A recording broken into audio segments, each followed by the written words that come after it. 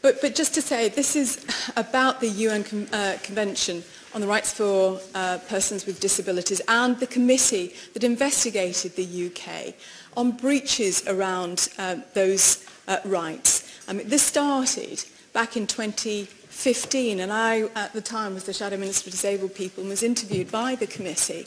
And the very first report said that there were grave and systematic violations of the Convention. The findings, which were published in 2016, charged the UK government with failing to uphold the rights that we as a signatory from 2009 had agreed to comply with. This was based on facts. This was based on testimony. This was based on evidence. We've been talking about we should be judging things about the facts. This was based on this. And the government must accept responsibility around this. There's a devastating impact on the government's austerity policies. They have had a biggest impact on disabled people. In 8 years, we have seen cuts in social security support, which has already been mentioned and focused, but the convention goes much beyond that. We've also seen cuts to disabled people needing social care, cuts in specific support for disabled people in the NHS, cuts to SEND support in schools and disabled students' allowances. It goes on and on. We've been debating around trains. We've seen cuts in access to all to improve accessibility to train stations, cuts in supported housing, cuts to legal aid, and much, much more. It is absolutely horrendous what disabled people are going through. But I want to focus, if I can, just on a few points in relation to the UN's reports. The session that they had back in August 2017, which was meant to be around seeing if there had been any progress since a devastating report from 2016. And they said absolutely, unfortunately, no, you haven't. You are not a global leader on disability rights.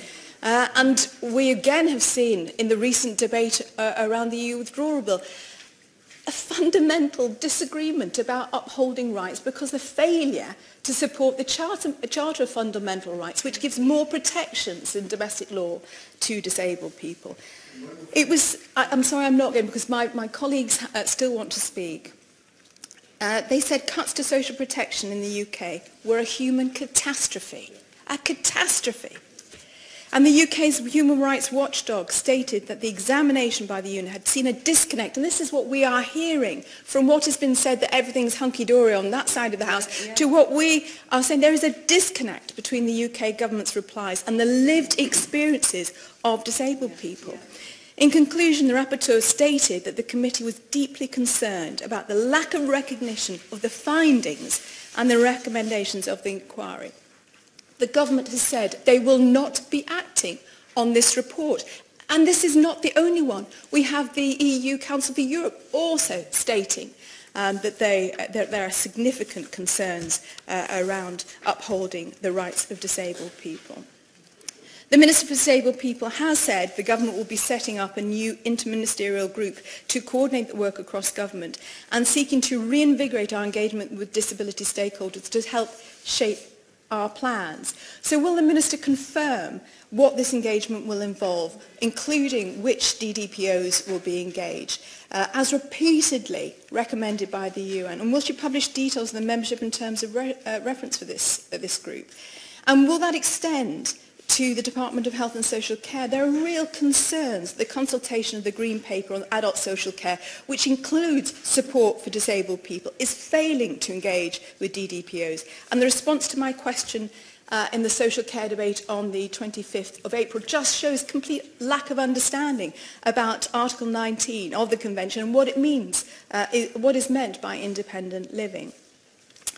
The UN Committee brought out a general comment on Article 19 last year, in which they refer to how institutionalisation can occur in people's own homes, and people are becoming isolated, separated from society, if they are not given that basic support.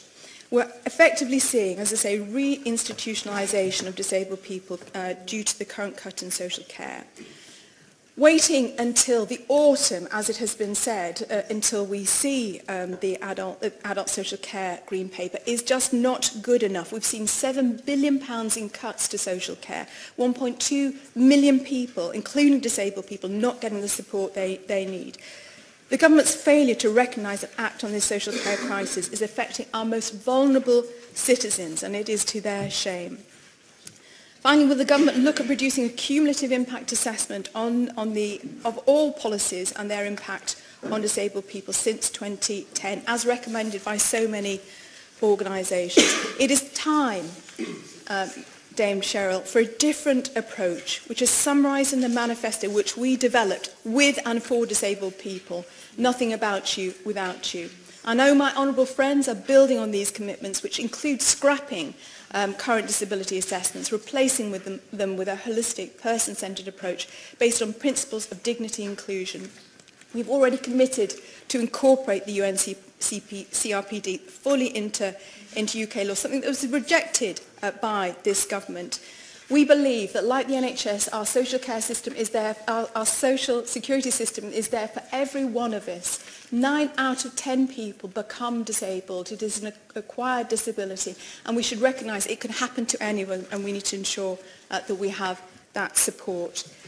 It's time that things change, and I hope the Minister can reassure us that that is going to happen. Thank you, Dave Sharrow. Yes.